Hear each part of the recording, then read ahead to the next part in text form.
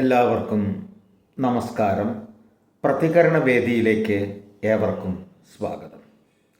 ആനുകാലികമായിട്ടുള്ള പല സംഭവങ്ങളിലും അസ്വസ്ഥത പ്രകടിപ്പിച്ചുകൊണ്ട് പല ആൾക്കാരും പല കാര്യങ്ങളും പറയുന്നുണ്ട്. എനിക്ക് തന്നെ നേരിട്ട് സൗഹൃദ സംഭാഷണങ്ങളിലൂടെ പല ചോദ്യങ്ങളും ചോദിക്കുന്നുമുണ്ട് പലരും. ഇവിടെ ഒന്ന് ശ്രദ്ധിക്കേണ്ട ഒരു കാര്യം, ധർമ്മവും അധർമ്മവും തമ്മിലുള്ള ഒരു സംഘട്ടനം അത് എല്ലാ കാലങ്ങളിലും ഉണ്ടായിട്ടുണ്ട്. കൃതയുഗത്തിൽ ഒഴിച്ച് കൃതയുഗത്തിൽ 4 പാദവും ധർമ്മമായിരുന്നു. എന്നാൽ ത്രേതായുഗത്തിൽ 1 പാദം അധർമ്മം വന്നു. അന്നു മുതൽ തുടങ്ങി പ്രശ്നങ്ങൾ. ദ്വാപരയുഗത്തിൽ 2 പാദം ധർമ്മവും 2 പാദം അധർമ്മവുമാണ്. കലിയുഗത്തിൽ 3 പാദം അധർമ്മവും 1 പാദം ധർമ്മവുമാണ്. സ്വാഭാവികമായിട്ടും ഈ 1 പാദത്തിനേക്കാൾ കൂടുതൽ ബലം 3 പാദങ്ങൾക്കുണ്ടാകും എന്നുള്ള കാര്യം ഉറപ്പാണല്ലോ. അതുകൊണ്ട് തന്നെ അധർമ്മത്തിന് ഒരു മേൽക്കൈ എപ്പോഴും കിട്ടിക്കൊണ്ടിരിക്കും. പക്ഷെ അവസാനം ഇതൊരു താൽക്കാലിക പ്രതിഭാസമാണ്. അവസാനം ധർമ്മം തന്നെയാണ് ജയിക്കുക. എവിടെയാണോ ധർമ്മമുള്ളത് അവിടെ ജയിക്കും.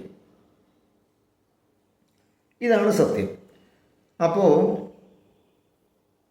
ഇനി ഒരു കാര്യം പറഞ്ഞു തരാം. നമുക്ക് ആരാധനാ സമ്പ്രദായങ്ങൾ 4 യുഗങ്ങളിലും 4 തരത്തിലാണ് പറഞ്ഞിട്ടുള്ളത്. കൃതയുഗത്തിൽ ധ്യാനമാണെങ്കിൽ ത്രേതായുഗത്തിൽ യാഗമാണ്, ദ്വാപരയുഗത്തിൽ പൂജയാണ്, കലിയുഗത്തിൽ നാമജപമാണ്. എന്താണ് നാമജപം എടുക്കാൻ കാരണം? ബാക്കിയുള്ളതിലൊക്കെ പ്രതിബന്ധങ്ങൾ നേരിടും. ഒരു കാരണം അതാണ്. ധ്യാനിക്കണമെങ്കിൽ ഏകാഗ്രത വേണം. ഏകാഗ്രത ലഭിക്കുവാനുള്ള സാഹചര്യമില്ല. ശബ്ദമലിനീകരണവും മറ്റും കൊണ്ട് ഏകാഗ്രത എവിടെ പോയിരിക്കും? മുറി അടച്ചിരുന്നാൽ പോലും സംഗതി നടക്കില്ല. അപ്പം അത് ബുദ്ധിമുട്ടാണ്. പിന്നെ യാഗങ്ങൾ നടത്തണമെങ്കിൽ ഒരുപാട് പ്രശ്നങ്ങൾ വേണം. അതിനൊക്കെ സാഹചര്യം കലിയുഗത്തിൽ വളരെ പ്രയാസമുണ്ട്. നടക്കുന്നുണ്ട്, പക്ഷേ എല്ലാവർക്കും നടത്താൻ സാധ്യമല്ല. പിന്നെ പൂജ ക്ഷേത്രങ്ങളിൽ നടക്കുന്നുണ്ട്. അതുതന്നെ എന്തെല്ലാം പ്രശ്നങ്ങൾ ഇപ്പോൾ നടക്കുന്നുണ്ട്. ഓരോ ക്ഷേത്രങ്ങളിലെയും കാര്യങ്ങൾ, അതിനേക്കാൾ കൊള്ളരുതായ്മകൾ പലതും അവിടെ നടക്കുന്നു അല്ലേ. പണ്ട് വീടുകളിലൊക്കെ പൂജയുണ്ടായിരുന്നു ദ്വാപരയുഗത്തിൽ. ഇപ്പം അതൊന്നുമില്ല. ക്ഷേത്രങ്ങളിൽ മാത്രമേ ഉള്ളൂ. ക്ഷേത്രങ്ങളിലെന്ന് പറഞ്ഞു കഴിഞ്ഞിട്ടുണ്ടെങ്കിൽ അത് പൂജ കൃത്യമായിട്ടും ആത്മാർത്ഥതയോടുകൂടി നടക്കുന്ന സ്ഥലങ്ങൾ തന്നെ വളരെ കുറവാണ്. അപ്പോൾ ഈ അവസ്ഥയിൽ ഏറ്റവും നമുക്ക് ചെയ്യാൻ കഴിയാവുന്നൊരു കാര്യം നാമജപമാണ്. അതിനാരെയും പ്രശ്നമില്ല.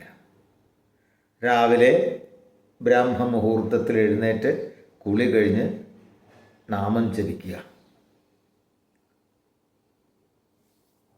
ഭാഗവതം മാതിരിയുള്ള ഗ്രന്ഥങ്ങൾ പാരായണം ചെയ്യുക. ഇതൊക്കെയാണ് ആരാധനാ സമ്പ്രദായം കലിയുഗത്തിൽ കൽപ്പിച്ചിട്ടുള്ളത്. അതുകൊണ്ട് തന്നെ ഇപ്പോൾ ഒരാൾക്ക് ക്ഷേത്ര ദർശനത്തിന് ഇപ്പോൾ ഗുരുവായൂരൊക്കെ പോവുകയാണെങ്കിൽ കുറച്ച് പ്രായമുള്ള ആൾക്കാർക്ക് ബുദ്ധിമുട്ട് തന്നെയാണ്. തിരക്ക് അവിടെ ഒക്കെ ചെല്ലാൻ പറഞ്ഞിട്ടുണ്ടെങ്കിൽ വളരെ ബുദ്ധിമുട്ടാണ്. അങ്ങനെ ക്ഷേത്ര ദർശനം അങ്ങനെ പോകേണ്ട ആവശ്യമില്ലെന്നാണ് പറയുന്നത്. നാമം ജപിച്ചുകൊണ്ട് വീട്ടിലിരിക്കുക, ഗുരുവായൂരപ്പനെ മനസ്സുകൊണ്ട് കാണാൻ കഴിയുക. അതാണ്. മനസ്സിലായില്ലേ? അങ്ങനെ ഓരോ സ്ഥലത്തും ഇപ്പം ശബരിമല പോകാൻ പറ്റാത്ത ആൾക്കാരുണ്ടാവും. ഞാൻ തുടർച്ചയായിട്ട് 10-22 വർഷം പോയതാണ്. ഇപ്പോൾ പോകാൻ പറ്റുന്നില്ല. നടക്കാനൊക്കെ ബുദ്ധിമുട്ട്, മല കയറ്റാൻ ബുദ്ധിമുട്ട്, അതൊക്കെ അങ്ങനെ പല ബുദ്ധിമുട്ടുമുണ്ട്. അങ്ങനെ ഇരിക്കാൻ ബുദ്ധിമുട്ടുണ്ട്. അപ്പോൾ അങ്ങനെയൊക്കെ നോക്കുന്ന സമയത്ത് നമ്മൾ വീട്ടിൽ വെച്ചിട്ടുണ്ട്. ആയ കാലത്തൊക്കെ ചെയ്തു. ഇപ്പോൾ വീട്ടിൽ വെച്ചിട്ട് തന്നെ നമുക്ക് അത് ചെയ്യാം. നാമജപം, ശാസ്താവിനെ കുറിച്ചുള്ള നാമങ്ങൾ ഒക്കെ നമുക്ക് ജപിക്കാം, പ്രാർത്ഥിക്കാം, എല്ലാം ചെയ്യാം. അങ്ങനെ ഒരു സൗകര്യം നമുക്ക് ആചാര്യന്മാർ ചെയ്തു തന്നിട്ടുണ്ട്. പിന്നെ വിശാലമായൊരു സ്വാതന്ത്ര്യമുള്ള ഒരു സംസ്കാരമാണ് സനാതനധർമ്മ സംസ്കാരം. ഈ സനാതനധർമ്മ സംസ്കാരവും മതങ്ങളും തമ്മിൽ എന്താണ് ബന്ധം, എന്താണ് വ്യത്യാസം എന്ന് ചോദിച്ചാൽ മതങ്ങളിലൊക്കെ ഇന്നത് ചെയ്യണം, നിർബന്ധമാണ്. നീ ഇന്ന കാര്യം ചെയ്തോളണം, നിർബന്ധം, അല്ലെങ്കിൽ നിനക്ക് ദൈവം ശിക്ഷ തരും, ചെയ്താൽ നിനക്ക് സ്വർഗം ലഭിക്കും. ഇങ്ങനെയൊക്കെയാണ് പറയുന്നത്, ഭീഷണിപ്പെടുത്തുകയാണ് ചെയ്യുന്നത്. എന്നാൽ സനാതനധർമ്മത്തിൽ അങ്ങനെയില്ല. നമ്മുടെ എല്ലാവർക്കും മനസ്സിലാക്കാൻ പറ്റാവുന്ന ഏറ്റവും നല്ല ഗ്രന്ഥം ഭഗവത്ഗീതയാണ്.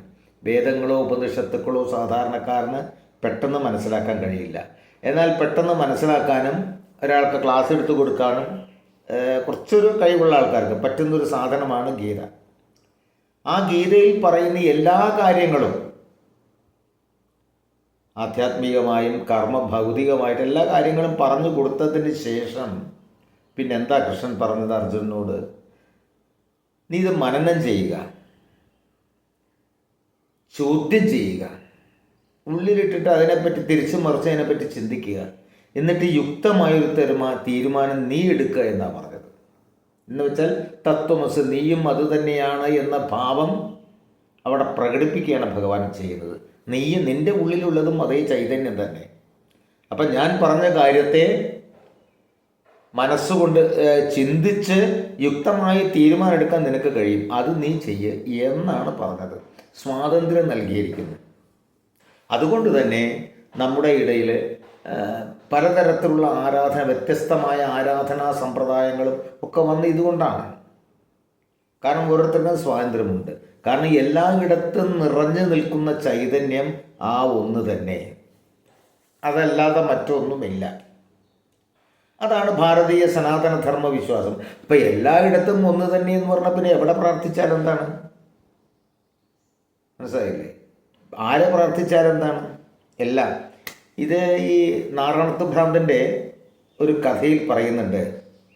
നാറാണത്ത് ഭ്രാന്തൻ രാവിലെ കുളിയൊക്കെ കഴിഞ്ഞിങ്ങനെ നടക്കുന്ന സമയത്താണ് പെട്ടെന്ന് ഒരു പല്ലക്ക് വരുന്ന, ഈ പല്ലക്ക് ചുമക്കുന്നവരുടെ ശബ്ദം കേൾക്കുന്നത്. കുറച്ച് കഴിഞ്ഞപ്പോൾ ഒരു പല്ലക്കുമായിട്ട് കുറച്ച് ആൾക്കാർ വരുന്നു. നാറാണത്ത് ഭ്രാന്തൻ നിർത്തി, അവിടെ നിൽക്കാൻ പറഞ്ഞു. നിർത്തി. ആരാ അതിൽ? ഇത് കാരക്കലമ്മയാണെന്ന് പറഞ്ഞു. ഓ, അമ്മയാണോ? എങ്കിൽ താഴത്തിറങ്ങട്ടെ. ഞാൻ ഇന്ന് ക്ഷേത്രത്തിൽ പോയിട്ട് ദേവീ ദർശനം നടത്തിയിട്ടില്ല, ദേവിയെ നമസ്കരിച്ചിട്ടില്ല, എന്നാൽ അത് ഇവിടെ ആയിക്കോട്ടെ എന്ന് പറയും. അത് തുറന്നു കഴിഞ്ഞ സമയത്ത് അതിൻ്റെ ഉള്ളിൽ നിന്ന് അതേസുന്ദരിയായ ഒരു പെൺകുട്ടി ഇറങ്ങി വരികയും ചെയ്തു. അമ്മയാണെന്നും പറഞ്ഞ് കുട്ടിയാണല്ലോ, കുഴപ്പമില്ല, കുട്ടിയാണെന്നും ദേവി തന്നെയാണല്ലോ എന്ന് പറഞ്ഞ് നാറാണത്ത് ഭ്രാന്തൻ നമസ്കരിച്ചു എന്ന് പറയുന്നുണ്ട്. ഈ കഥയിലൊരു തത്വം, എല്ലായിടത്തും നിറഞ്ഞു നിൽക്കുന്ന ചൈതന്യം അതാണെങ്കിൽ ആ പെൺകുട്ടിയിൽ ഒരു ദേവീ ചൈതന്യം കാണുവാൻ ആർക്ക് കഴിഞ്ഞു? നാറാണത്ത് ഭ്രാന്തന് കഴിഞ്ഞു. അതാണ് എല്ലാ തരത്തിലുള്ള എന്താ പറയുക പണ്ഡിതന്മാർക്ക് എല്ലാ തരത്തിലുള്ള സ്ഥലങ്ങളിലും ജീവികളിലും വ്യക്തികളിലും ഈശ്വരനെ ദർശിക്കാൻ കഴിയും. ഇത് പറഞ്ഞപ്പോഴാണ് ഒരു ഓർമ്മ വരുന്നത്. ഇപ്പം ഈ കഴിഞ്ഞ ശ്രീകൃഷ്ണ ജയന്തി ദിവസം ഒരു വ്യക്തി ഒരു കുട്ടിക്ക് ശ്രീകൃഷ്ണൻ്റെ രൂപം മേക്കപ്പ് ഒക്കെ ചെയ്തു വെച്ചു. എന്നതിന് ശേഷം ആ കുട്ടിയെ ഈ മേക്കപ്പ് ചെയ്ത വ്യക്തി നമസ്കരിച്ചു. അതിന് വലിയ വിവാദമായി. എന്തിന് വിവാദം?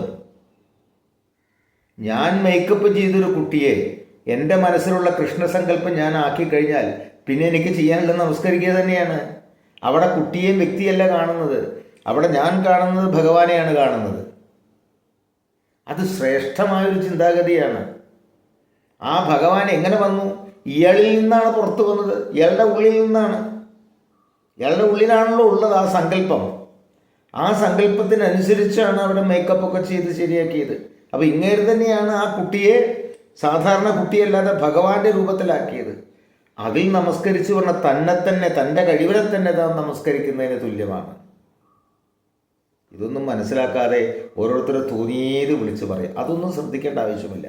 അദ്ദേഹം ചെയ്ത വളരെ ശ്രേഷ്ഠമായ കാര്യമാണ്. ഞാനാണെങ്കിലും അതേ ചെയ്യൂ. സ്വാഭാവികമായിട്ടും നമുക്ക് തോന്നും, എൻ്റെ മനസ്സിലുള്ള അതേമാതിരി ഒരു രൂപത്തിൽ ഞാൻ ഒരു പ്രതിമ നിർമ്മിക്കുകയോ അല്ലെങ്കിൽ ഒരാളെ അങ്ങനെ മേക്കപ്പ് ചെയ്താക്കുകയോ ചെയ്തു കഴിഞ്ഞാൽ ഒന്ന് നമസ്കരിക്കണം എന്ന് തോന്നിക്കഴിഞ്ഞാൽ അതിന് യാതൊരു തെറ്റുമില്ല. കാരണം നമസ്കാരത്തിന് ഒരു പ്രശ്നവുമില്ല.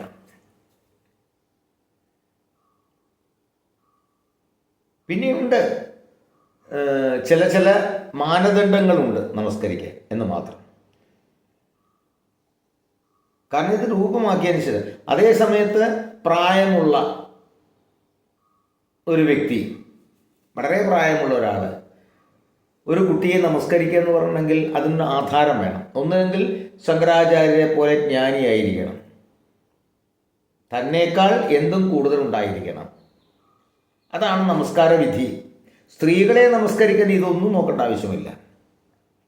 പുരുഷനെ നമസ്കരിക്കുമ്പോഴെങ്കിൽ നമ്മളെക്കാൾ എന്തെങ്കിലും ഒന്ന് കൂടുതലുണ്ടായിരിക്കണം, പുരുഷനെ നമസ്കരിക്കുകയാണെങ്കിൽ.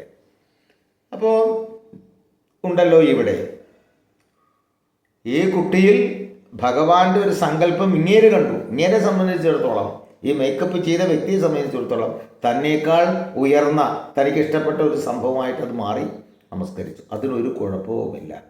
ഇതിനുള്ള സ്വാതന്ത്ര്യം നമ്മുടെ സനാതന ധർമ്മം തന്നിട്ടുണ്ട്. അതാദ്യം മനസ്സിലാക്കുക. വെറുതെ വാഗ്വാദത്തിന് ഇറങ്ങേണ്ട ആവശ്യമില്ല. ഒന്നും സംഭവിക്കില്ല. നമസ്കരിച്ച് എന്ത് സംഭവിക്കും? സംഭവിക്കും? ഒന്നും സംഭവിക്കില്ല. കാരണം അതൊരു നന്മയുടെ പ്രതീകമാണ്. അവിടെ ഈഗോ പ്രവർത്തിക്കരുത്. ഇവിടെ ഈഗോ പ്രവർത്തിച്ചുകൊണ്ടാണ് ഇതൊക്കെ പറയുന്നത്. ഒരു കുട്ടി അത് തെറ്റായിപ്പോയി കുട്ടിയെ നമസ്കരിച്ചെന്നൊക്കെ. അപ്പം അത്രയും മനസ്സിലാക്കുക. സനാതന ധർമ്മത്തിന് ഒരുപാട് സ്വാതന്ത്ര്യങ്ങളുണ്ട്. അതുകൊണ്ട് തന്നെ ആ സ്വാതന്ത്ര്യം മാത്രമല്ല, എവിടെയാണോ ധർമ്മം അതാണ് വിജയിക്കുക. അതുകൊണ്ട് തന്നെ ഈ കാണുന്ന പ്രശ്നങ്ങളിലൊന്നും ശ്രദ്ധിക്കാതെ, അതിലൊന്നും വിഷമിക്കാതെ നാമജപത്തോടുകൂടി മുന്നോട്ട് പോവുക. പ്രത്യേകിച്ച് പ്രായമുള്ളവർ. നന്ദി, നമസ്കാരം.